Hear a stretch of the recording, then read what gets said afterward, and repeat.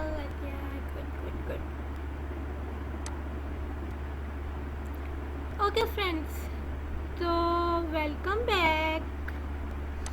हम लोग कहाँ थे? क्लासिफिकेशन पर। क्लासिफिकेशन का क्या मतलब होता है? तकसीम करना जानवरों को, एनिमल्स को। इस दुनिया में जितनी भी चीज़ें हैं उनको तकसीम करना। यहाँ पर बात हो रही है एनिमल्स की, जानवरों की, पूरे यूनिवर्स की। तो उसमें हम देखते हैं कि हमें क्या बताया जा रहा है। हमें बताया जा रहा है कि ये प्रोकैरियोटिक सेल है, ये वाला यूकैरियोटिक सेल है। इन दोनों में क्या होता है? ये डीएनए होता है। ये डायग्राम से हम देखते हैं कि यहाँ पे क्या बताया जा रहा है। यहाँ पे प्रोकैरियोटिक सेल है, यहाँ पे यूकैरियोटिक सेल है, यहाँ पे डीएनए है। डीएनए तो दोनों में ही होता है, प्रोकैरियोटिक में भी और यूकैरियोटिक में भी। सो यूकैरियोटिक जो होते हैं उनमें काफ़ी डिफरेंस होते हैं। इनमें मतलब न्यूक्लियस का डिफरेंस है, हमने पढ़ा था ना इनका डिफरेंस पिछली क्लासेस में, अभी भी पढ़ा है हमने। और उसके बाद ये है जनाब हमारा न्यूक्लियस, ये है हमारा प्रोकैरियोटिक सेल, ये है हमारा, ये भी प्रोकैरियोटिक सेल लग रहा है मुझको। ठीक है, ये सिंगल सेल ऑर्गेनिजम्स हैं दोनों, पैरामीशियम और अमीबा। अच्छा, आप लोगों ने बताना है इन दोनों में से प्रोकैरियोटिक कौन सा है और यूकैरियोटिक कौन सा है। मुझे तो यूकैरियोटिक कोई नहीं लग रहा, या फिर सारे दोनों यूकैरियोटिक हैं। देखते हैं कि क्या है। Organisms can be classified on the basis of several different factors. अच्छा, तो अब क्लासिफिकेशन के नीचे इन्होंने पॉइंट दिया हुआ है कि organisms can be classified on the basis of several different factors. अब वो बता रहे हैं कि जो ऑर्गेनिज्म है वो उसको हम क्लासीफाई कर सकते हैं किस बेस पर? बहुत सारे डिफरेंट फैक्टर्स की बेस पर। सब फैक्टर्स कौन से हैं वो भी उन्होंने बताया। Cell nature are cells, cell nature are cells मतलब सेल की नेचर क्या है। जैसे कि ये यूकैरियोटिक या प्रोकैरियोटिक, उसमें कौन कौन से ऑर्गेनिल्स हैं उसके बेस पे उसका कोई नाम होता है। जैसे कि इन्होंने यहाँ पर बोला है प्रोकैरियोटिक और यूकैरियोटिक। सही। अब आगे ये तो समझ में आ गया, आगे देखते हैं। Sales do they occur singly और इन क्लस्टर्स। हाँ, ये भी एक फॉर्म है कि एक सेल अकेला एग्जिस्ट करता है या फिर ग्रुप्स में एग्जिस्ट करता है। जैसे कि हम लोगों में तो, जैसे कि ह्यूमंस में हंड्रेड ऑफ थाउजेंड्स सेल्स हैं जो मिलकर हमारी एग्जिस्टेंस बना रहे हैं, लेकिन कुछ ऑर्गेनिज्म ऐसा जो तो एक सेल पर मुश्तमिल होते हैं। जैसे कि पैरामीशियम है, ये वाला एक cell single cell organism, amoeba भी सिंगल सेल है।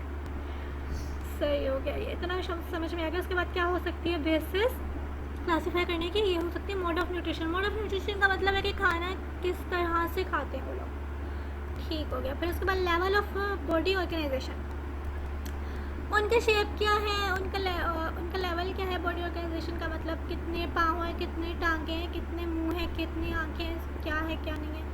और इस बेस पर सारे ऑर्गेनिजम्स का ये सब कुछ अलग अलग होता है और उन सबको उस बेस पर रिस्पेक्टिव नाम दिए जाते हैं। तो ये थी हमारी क्लासिफिकेशन की बेसिस। ओके, समझ लग गई?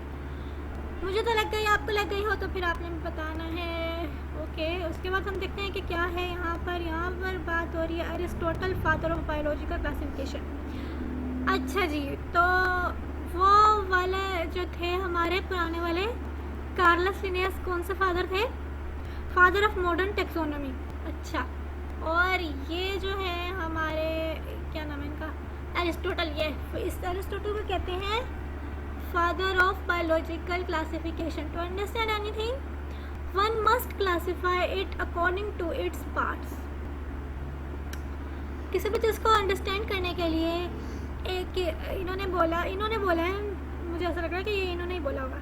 इन्होंने बोला है कि टू अंडरस्टैंड थिंग्स, किसी चीज़ को अंडरस्टैंड करने के लिए, जानने के लिए, उसको समझने के लिए, वन मस्ट क्लासीफाई इट। एक इंसान को क्या करना चाहिए? उसको पार्ट्स में डिवाइड करना चाहिए अकॉर्डिंग टू इट्स पार्ट्स। उसको तकसीम करना चाहिए पार्ट्स में, ठीक है, हिस्सों में उसको तकसीम करना चाहिए।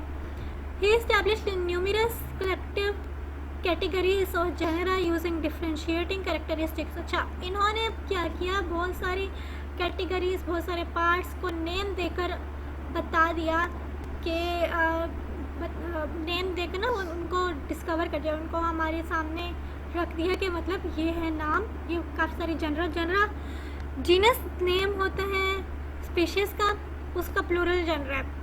और यूजिंग डिफरेंट कैरेक्टरिस्टिक्स मतलब यही है कि डिफरेंट जनरा को इन्होंने बना के रखा हमारे सामने, जो कुछ ग्रुप्स पर मुश्तमिल थे, कलेक्टिव कैटेगरीज, उनको मिलाकर काफ़ी सारी कैटेगरीज़ को उन्होंने जनरा उनके नाम दिए, और उसके बाद फिर उसकी बेसिस क्या थी, उसकी बेसिस थी डिफरेंट कैरेक्टरिस्टिक्स, ठीक है, ताकि उनको हम उनके अंदर कैरेक्टरिस्टिक्स को डिफ्रेंशिएट कर सकें। मुझे ये समझ में आ रहा है। अब आगे देखते हैं कि क्या है। एरिस्टोटल ग्रीक फिलोसोफर, इनकी डेट ऑफ बर्थ क्या थी 384, और डेट ऑफ डेथ क्या थी 322। ये क्या लिखा हुआ है, इन्होंने कुछ समझ में नहीं आया कि 322 इनकी डेट ऑफ बर्थ होगी और 384 इनकी डेट ऑफ डेथ होगी, इन माय ओपिनियन। ये BC है, बिफोर क्राइस्ट, हम लोग बताइए। Okay, Aristotle father of biological classification. इन्होंने फिर ब्लडेड एंड ब्लडलेस, इन्होंने ये क्या बताया हुआ हम देखते हैं। ये सारे वो कैरेक्टर्स हो सकते हैं जिनकी बेस पर इन्होंने जनरा को जो है वो डिस्कवर किया। जनरा बताए, कलेक्टिव कैटेगरीज या फिर जनरा इन्होंने बताए, ये कैरेक्टर्स हो सकते हैं वो वाले। ब्लडेड एंड ब्लडलेस मतलब जिनके अंदर ब्लड है और जिनके अंदर ब्लड नहीं है। 2 फुटेड वर्सेस 4 फुटेड, 2 पाँव या फिर 2 पाँव वाले या फिर 4 पाँव वाले लोग, एनिमल्स, लोग नहीं एनिमल्स। और उसके अलावा हेयरी वर्सेस फेदर्ड, मतलब हेयरी का मतलब बाल होंगे किसी पर और किसी पर, उसके मुकाबले में वो लोग होंगे, वो एनिमल्स होंगे जिनके ऊपर पर होंगे। फेदर मतलब पर, जैसे कि परिंदों के होते हैं विद और विदाउट एन आउटर शेल, मतलब कि आउटर शेल उनका हो, जैसे कि आप लोगों ने देखा ही होगा मोलस्क में आउटर शेल होता है, जैसे सिपियाँ होती हैं, सिपियाँ देखी है ना आप लोगों ने, उसका आउटर शेल होता है और काफ़ी लोगों का नहीं होता। जैसे कि फिशेस को देख लें, उसका आउटर शेल तो नहीं होता ना, उसका होता है और उसका होता है बस